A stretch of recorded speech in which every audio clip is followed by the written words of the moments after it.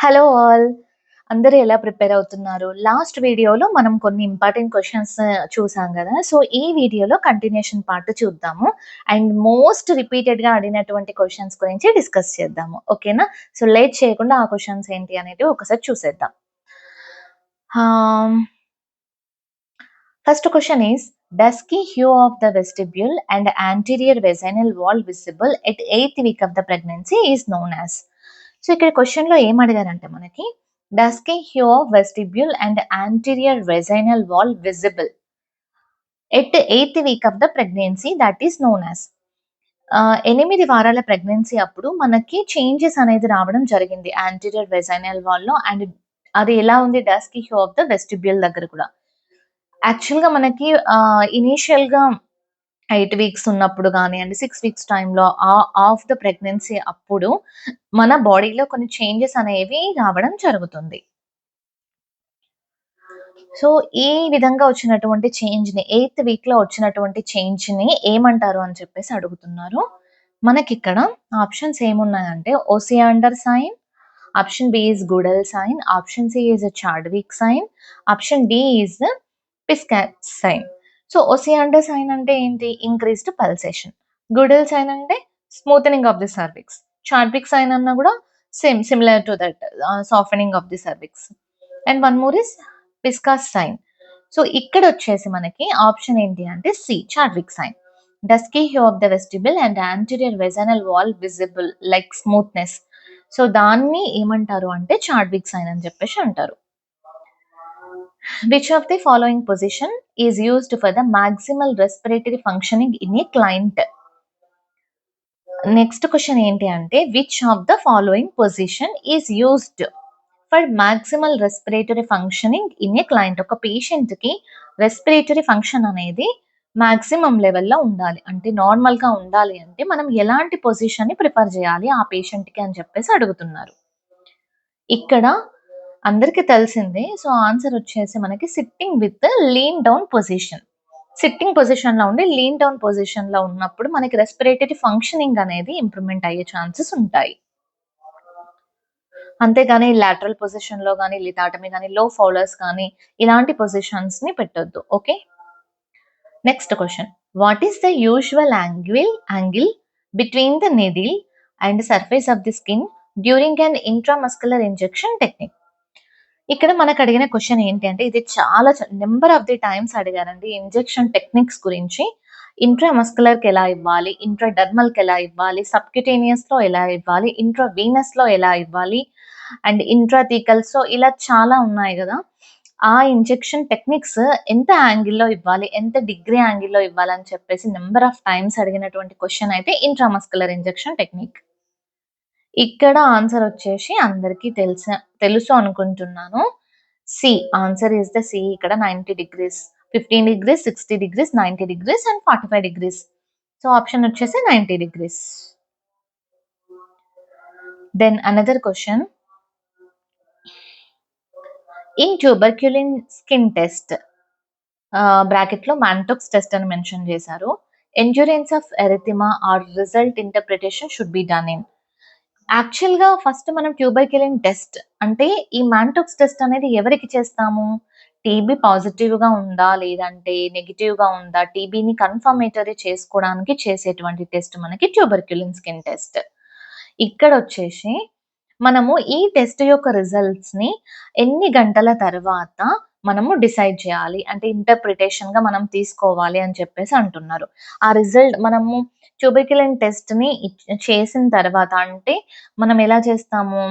ఒక యాంగిల్‌లో లైక్ ఇంట్రాడర్మల్‌గా పెట్టేసి మనకి ఇంజెక్షన్ తీసుకొని ఇవ్వడం జరుగుతుంది గదా! సో, ఏదైతే ఆ టెస్ట్ చేస్తామో దాని తర్వాత ఎన్ని అవర్స్ తర్వాత మనం వెయిట్ చేయాలి రిజల్ట్ కోసం ఇంటర్ప్రిటేషన్ చేసుకోవడానికి అంటే, ఇక్కడ ఆప్షన్స్ ఏమిచ్చారంటే 24 అవర్స్ 1 డే లేదా 48-72 అవర్స్ లేదా 12 అవర్స్ లేదా last option is less than 72 hours అని చెప్పేసి అడుగుతున్నారు.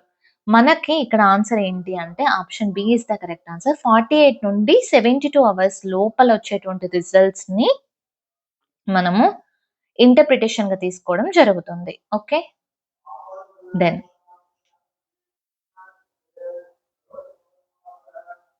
యాహ్! నేను ఇంతకుముందే డిస్కస్ చేశాను గదా! ఇక్కడ నెక్స్ట్ క్వెషన్ ఏం అడిగారో చూడండి. In tuberculin skin test nothing but Mantoux test. A standard substance protein purified derivative PPD. దీని యొక్క ఫుల్ ఫార్మ్ గూడా very very important. Protein purified డెరివేటివ్‌ని మనకివ్వడం జరుగుతుంది. Can be injected on forearm. ఫోరార్మ్‌లో ఇస్తారు. మనకిక్కడ ఇవ్వడం జరుగుతుంది ఫోరార్మ్‌లో ఆ పీపీడీని వయా. ఎలా ఇస్తారని చెప్పేసి అడుగుతున్నారు. నేను ఇంతకు ముందే చెప్పాను గదా! ఇంట్రాడర్మల్‌గా ఇవ్వడం జరుగుతుంది. ఆ ప్రోటీన్ ప్యూరిఫైడ్ డెరివేటివ్‌ని మనకి ఇంట్రాడర్మల్‌గా ఇవ్వడం జరుగుతుంది. ఓకే. ఎంత ఇస్తారది? 0.1 ఎంఎల్. ఒక 0.1 ఎంఎల్ ఆఫ్ ట్యూబర్క్యులిన్‌ని తీసుకొని మనకి ఇంజెక్ట్ చేయడం జరుగుతుంది. యూనిట్స్‌లలో చెప్పాలి అంటే 5 ట్యూబర్క్యులిన్ యూనిట్స్ అన్నట్టు. ML 0.1 ML. Okay. And another question is, a patient having active infection of HIV, Mantoux skin test is performed. Which diameter of endurance considered positive or active infection of the tuberculosis? ఇక్కడ మీకు అర్థమయ్యిందా? ఒకటేంటి అంటే patient is having active infection of the HIV. పేషెంట్‌కి HIV infection అనేది చాలా యాక్టివ్‌గా ఉంది. అలాంటి పేషెంట్‌కి మాంటోక్స్ టెస్ట్‌ని చేసినప్పుడు మనము ఎంత డయామీటర్ వరకి అది స్ప్రెడ్ అయితే మనము దాన్ని కన్సిడర్ చేయాలి పాజిటివ్‌గా ట్యూబర్క్యులోసిస్ పాజిటివ్ అని చెప్పేసి మనం కన్సిడర్ చేయాలి అని చెప్పేసి అడుగుతున్నారిక్కడ. సో, ఆప్షన్స్ వచ్చేసి 3 MM, 7 MM, 15 MM and 11 MM అని చెప్పేసి ఇక్కడ మనకు ఆప్షన్స్ ఇవ్వడం జరిగింది. Correct answer is 7 MM. Okay. 7 MM వరకి అది స్ప్రెడ్ అయింది అంటే మనం ట్యూబర్క్యులోసిస్ అనేది పాజిటివ్‌గా ఉంది అని చెప్పేసి అనుకోవాలి. Then a patient is taking streptomycin medicine for his active tubercular infection. Which of the following clinical finding suggest to adverse effects of the streptomycin? Question వచ్చేసి a patient is taking streptomycin medicine for his active tubercular infection. ట్యూబర్క్యులోసిస్‌కి మనకి streptomycin medicine అనేది ఇవ్వడం జరుగుతుంది. Which of the following clinical finding suggest to adverse effects of the స్ట్రెప్టోమైసిన్‌కి adverse effect ఏదుంది అని చెప్పేసి ఇక్కడ అడుగుతున్నారు.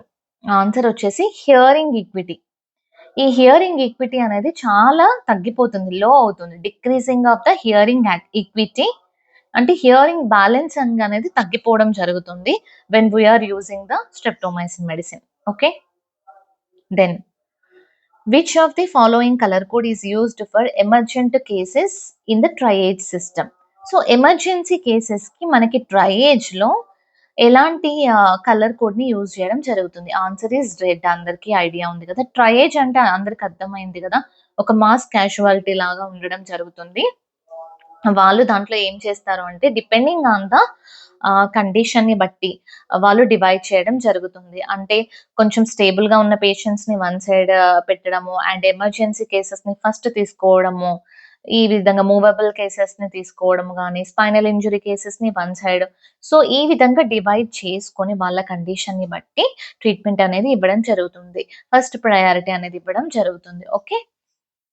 Then a 6-year-old baby is kept in PIVO before 4 hours of the endoscopy procedure. Which of the following fluid would be prescribed for the baby? ఇక్కడ ఏంటి అంటే ఏమడుగుతున్నారంటే 6 year old baby ఉందంట. ఆ బేబీ కెప్ట్ అండర్ ఎన్‌పివో అంటే nothing for oral.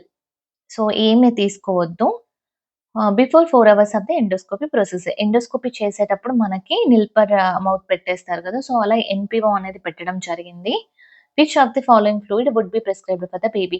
So, మనం food ఎలాగో పెట్టట్లేదు బేబీకి. కానీ మనకి ఎలాంటి ఫ్లూయిడ్స్‌ని ఇవ్వడం జరుగుతుంది అంటే దాన్ని బ్యాలెన్స్ చేసుకోవడానికి. ఇక్కడ ఆన్సర్ వచ్చేసి ఐసోలేట్ పి. బేబీస్‌కి కదండీ! సో, ఐసోలేట్ పిని ఇవ్వడం జరుగుతుంది. Then which of the following option is contraindication of the IUD insertion? IUD intrauterine devices. So, family ప్లానింగ్‌కి ఇదొక కాంట్రాసెప్టివ్ మెథడ్ కదా! సో, ఐయుడిని ఇన్సర్ట్ చేయడం జరుగుతుంది కదా! ఇక్కడ ఈ ఇంట్రాయూటరైన్ డివైస్‌కి కాంట్రా ఇండికేషన్ ఏది అని చెప్పేసి అడుగుతున్నారు. అంటే ఎవరికి ఐయుడి అనేది పెట్టొద్దు అని చెప్పేసి అడుగుతున్నారు. సో, ఎవరికి పెట్టొద్దు? ఇక్కడ ఇచ్చిన ఆప్షన్స్ ఏంటి అంటే అన్‌ఎక్స్‌ప్లెయిన్డ్ వెజైనల్ బ్లీడింగ్ అంటే వెజైనల్ బ్లీడింగ్ చాలా ఉన్న పేషెంట్‌కా? లేదా మల్టిపుల్ ప్రెగ్నెన్సీ అంటే ఆమె చాలా సార్లు ప్రెగ్నెంట్ అయింది. అలాంటి వుమెన్‌కి పెట్టొద్దా? లేదా లాక్టేటింగ్ వుమెన్‌కి పాలిచ్చే తల్లికి పెట్టొద్దా? లేదా జెస్టేషనల్ హైపర్‌టెన్షన్ ఎవరికైతే ప్రెగ్నెన్సీలో బీపీ ఉంది అలాంటి వుమెన్‌కి పెట్టొద్దా? అని చెప్పేసి అడుగుతున్నారు. ఇక్కడ మన ఆన్సర్ వచ్చేసి ఏంటి అంటే unexplained vaginal bleeding. So, vaginal bleeding ఉన్నప్పుడు ఎప్పుడు కూడా ఐయూడీ ఇన్సర్షన్ అనేది చెయ్యరు. ఓకే. దెన్ పల్స్ ప్రెషర్ గురించి ఒక క్వెషన్ అయితే అడగడం జరిగింది. సో, దానికొక ఫార్ములా ఉంటుంది గదా! అది చెక్ చేసుకోండి. అండ్ అలాగే మనకి రిట్రాక్టర్ ఇచ్చేసి అది a type of the retractor దాని పేరేంటి అని చెప్పేసి కూడా అడిగారు. And also which instrument is used by scrubbing nurse to paint the surgical site before the surgery. So, ఇక్కడ ఏం అడుగుతున్నారంటే which instrument is used by the scrubbing nurse to paint the surgical site before the surgery. Surgery అయ్యేటప్పుడు ఎప్పుడైనా సరే surgical site అంటే వాళ్ళు surgery చేసేటువంటి site దగ్గర పెయింట్ అనేది వేయడం జరుగుతుంది. అది ఏ ఫోర్సెప్స్‌ని యూజ్ చేసి ఆ పెయింట్ అనేది వేస్తారని చెప్పేసి అంటున్నారు. పెయింట్ ఈస్ నథింగ్ బట్ ఆ పార్ట్ యొక్క ప్రిపరేషన్ అన్నట్టు. ఓకే. ఏ ఫోర్సెప్స్‌ని అంటే ఎలాంటి వాటిని యూజ్ చేస్తారని అడుగుతున్నారన్నట్టు. ఇక్కడ ఆన్సర్ వచ్చేసి ఓవమ్ ఫోర్సెప్. ఓవమ్ ఫోర్సెప్‌ని తీసుకొని దాంతో మనకి పార్ట్ ప్రిపరేషన్ అనేది చేయడం జరుగుతుంది. Then next question, which of the following vaccine uh, is kept in the freezer compartment in the refrigerator? So freezer కంపార్ట్మెంట్‌లో పెట్టాల్సినటువంటి వ్యాక్సిన్ ఏది అని అడుగుతున్నారో ఆప్షన్స్ చూద్దాము. First one is TT, measles, DPT, hepatitis B. ఇక్కడ మనకి ఆన్సర్ వచ్చేసి measles vaccine ఎప్పుడైనా సరే ఫ్రీజర్ కంపార్ట్మెంట్‌లో పెట్టాలన్నట్టు. Then another question is which of the following condition is not associated with amenorrhea? అమెనోర్హియా అంటే ఏంటి? మెన్సెస్ రాకపోవడం, పీరియడ్స్ అనేవి రాకపోవడం. అది దేంతో ఏ కండిషన్‌తో అసోసియేట్ అయ్యుంది అని చెప్పేసి అడుగుతున్నారు ఇక్కడ. ఆప్షన్స్ చూసినట్లయితే prolactinaemia option A. Then option B is anti psychotic. Option C is anorexia nervosa. Option D is stress. So, all are associated with amenorrhoea. ఇక్కడ మనకి అమెనోర్హియా అనేది వాళ్ళు ఇచ్చినటువంటి ఆప్షన్ అన్నింటితో కూడా అసోసియేట్ అయ్యుంది. First one is prolactinaemia. Okay. Then యాంటీసైకోటిక్‌గా ఉన్న లైక్ స్ట్రెస్ ఉన్నా గూడా అండ్ అనరెక్సియా నర్వోసాలో కూడా మనకి అమెనోర్హియా అనేది అసోసియేట్ అయ్యుంటుంది అన్నట్టు. ఓకే.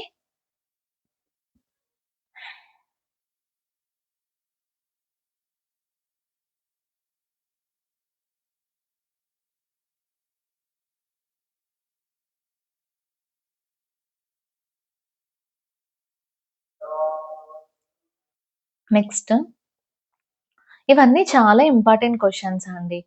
బయోమెడికల్ వేస్ట్ మేనేజ్‌మెంట్ గురించి కూడా అడగడం జరిగింది.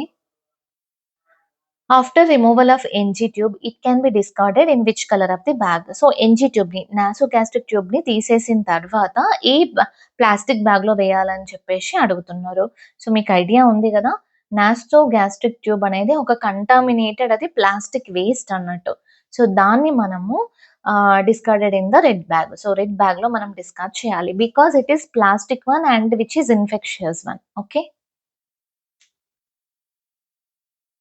Then which number of the catheter is used in the young female clients? ఎవరైతే యంగ్ ఫీమేల్ క్లయింట్స్ ఉన్నారో వాళ్ళకి మనము ఏ నంబర్ ఆఫ్ ద క్యాథెటర్‌ని యూజ్ చేయాలి అని చెప్పేసి అడుగుతున్నారు. ఇక్కడ మనకు ఆన్సర్ వచ్చేసి 12-14 ఫ్రెంచ్ అండి. 12-14 ఫ్రెంచ్ అనేది ఫీమేల్ కోసం యూజ్ చేసేటువంటి catheter. If comes to the males 14-16 size వరకి యూజ్ చేయాలి మనం. Okay. Which of the following drugs used in the mania except? ఇక్కడ ఎక్సెప్ట్ క్వెషన్స్ అడిగినప్పుడు మీరు జాగ్రత్తగా ఉండాలి. అంటే కింద ఇచ్చిన ఆప్షన్స్‌లో అన్నీ కండిషన్‌కి రిలేటెడ్‌గా ఉండి ఏదో ఒకటి రాంగ్‌గా ఉంటుంది. ఎక్సెప్ట్ అడిగినప్పుడు అది చూసుకోవాలి మీరు. చాలామంది ఇక్కడ మిస్టేక్ చేస్తుంటారు. సో, అట్లా మిస్టేక్ చేసేసి నెగెటివ్ మార్కింగ్ అనేది రావడం జరుగుతుంది. కాబట్టి ఒక్కసారి కాదు క్వెషన్‌ని ఒక 2, 3 టైమ్స్ చదవండి. రిపీటెడ్‌గా చూసిన తర్వాతనే మీరు ఆ క్వెషన్‌కి ఆన్సర్ చేయండి. ఓకే. అండ్ ఇన్ కేస్ మీకు డౌట్ ఉంది అనుకోండి, మీకు 100% ఆ క్వెషన్‌కి ఆన్సర్ తెలీదు. ఏదో 50-50 లాగా అనిపిస్తుంది అన్నప్పుడు మీరు ఆ క్వెషన్‌ని ఆన్సర్ చేయకపోవడం చాలా బెటర్. ఎందుకంటే మీరు గెయిన్ చేసుకున్నటువంటి మార్క్స్‌ని కూడా మీరు లాస్ అయ్యే ఛాన్సెస్ ఉంటాయి. Because of these negative marking system. Okay. So make sure when you are going to answer the questions, please make sure. So ఇక్కడ మానియాకి ఏ డ్రగ్స్ యూజ్ చేస్తారు ఎక్సెప్ట్ అని అడిగారు. Option A lithium, option B sertraline, option C is haloperidol and option D is carbamazepine. The answer is B sertraline. Sertraline తప్ప మిగిలినవన్నీ కూడా మనకి డ్రగ్స్ అనేటివి మానియాలో యూజ్ చేస్తారు. లిథియం యూజ్ చేస్తారు, హాలోపెరిడాల్ యూజ్ చేస్తారు, కార్బామజెపిన్ యూజ్ చేస్తారు, బట్ సెర్టాలిన్ అనేది యూజ్ చేయరు. Then next question, which is the most common site in the trichotillomania. So trichotillomania అంటే ఏంటి అనేది ఆన్సర్ని నాకు కమెంట్ చేయండి. ఓకేనా? ట్రైకోటిలోమానియా ఎంతమంది ఆన్సర్ చేస్తారో చూద్దాము కరెక్ట్గా. సో ఇక్కడ ఇచ్చిన ఆప్షన్స్ ఏంటి అంటే scalp hair, option A is scalp hair, option B is pubic hair, option C is axillary hair, option D is eyebrow. So trichotillomania అంటే ఏంటి? స్కాల్ప్ హెయిరా, ప్యూబిక్ హెయిరా, యాక్సిలరీ హెయిరా లేదా ఐబ్రో హెయిరా? ఈ ఆన్సర్ని నాకు కమెంట్ చేయండి. Then which is a most common complication of a fracture in the first 24 hours. సో ఎప్పుడైనా ఫ్రాక్చర్ అయింది అనుకోండి, ఫస్ట్ 24 hours మొదటి 24 గంటలలో ఉండేటువంటి కామన్ కాంప్లికేషన్ ఏంటి అని చెప్పేసి అడుగుతున్నారు. కామన్గా ఉండే కాంప్లికేషన్ ఏంటి ఫ్రాక్చర్ అయినప్పుడు అని చెప్పేసి అంటున్నారు. సో ఇక్కడ వచ్చేసి ఫ్యాట్ ఎంబోలిజం. ఫ్యాట్ ఎంబోలిజం అనేది very very common after the fracture with in the 24 hours. What is the most common cause of the neonatal mortality in India? మనకి నియోనాట్స్ యొక్క డెత్స్ అవ్వడానికి కారణం ఏంటి? ఇండియాలో కామన్ కాజ్ ఏంటి నియోనాటల్ డెత్స్ కి? నియోనాట్స్ అంటే ఫ్రమ్ బోర్న్ టు 28 days నియోనాట్స్ అని చెప్పేసి అంటాం కదా. సో వాళ్ళ యొక్క డెత్ కి రీజన్ ఏంటి ఇక్కడ? ఆఫ్టర్ ఆప్షన్స్ వచ్చేసి birth trauma option A, option B is diarrhoea, option C is prematurity, option D is anaemia. So ఇక్కడ ఆన్సర్ వచ్చేసి మనకి ప్రీమెచ్యూరిటీ. బేబీ లైక్ ప్రీటర్మ్గా డెలివరీ అవ్వడం కానీ ప్రీమెచ్యూర్డ్గా ఉండడం వలన ఏమవుతుంది అంటే నియోనాటల్ డెత్స్ అనేవి చాలా కామన్గా ఉంటున్నాయి. Okay. And what is the maximum score of the Glasgow coma scale? GCS అంటాం కదా, న్యూరో పేషెంట్స్లో మనం చెక్ చేస్తుంటాం ఎక్కువగా.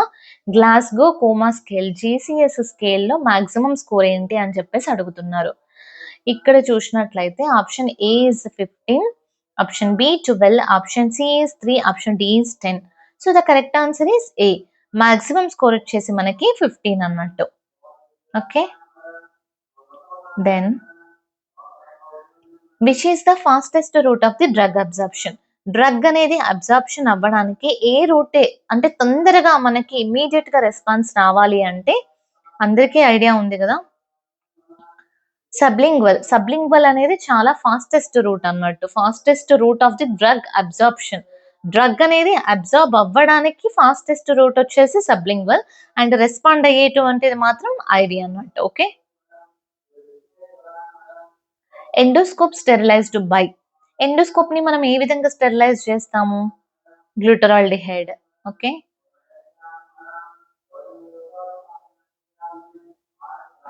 సో ఇంకా చాలా క్వశ్చన్స్ ఉన్నాయండి, రిపీటెడ్ గా అడిగినటువంటి క్వశ్చన్స్. ఇవన్నీ కూడా మనం నెక్స్ట్ వీడియో లెంత్ ఎక్కువగా ఉంటే కూడా మీకు బోరింగ్ గా ఉంటుంది కాబట్టి నెక్స్ట్ వీడియోలో మనం డిస్కస్ చేద్దాం తప్పకుండా.